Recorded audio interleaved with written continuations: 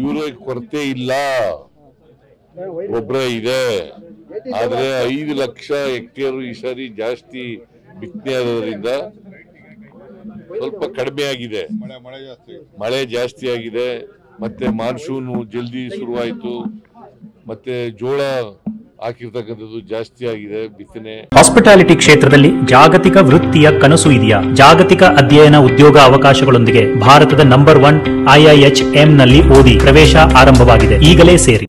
So ಹಂಗಾಗಿ ಜಾಸ್ತಿ ಜನ ಹಾಸನ ಜಿಲ್ಲೆಗೆ ಸಚಿವ ಸ್ಥಾನದ್ದು ಶಿವಲಿಂಗೇಗೌಡರು ರೈಸಲ್ಲಿದ್ದಾರೆ. ಸಚಿವ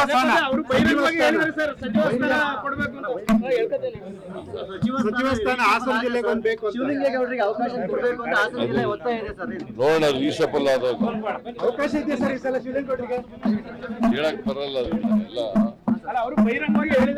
ಎಲ್ರು ಯಾರ್ಯಾರು ಆಕಾಂಕ್ಷಿಗಳಿದ್ರೆ ಎಲ್ರಿಗೂ ಅವಕಾಶ ಇದೆ. ನೀವು ಈ ಹಿಂದೆನೂ ಕೂಡ ಹೇಳಿದ್ರಿ ಸರ್.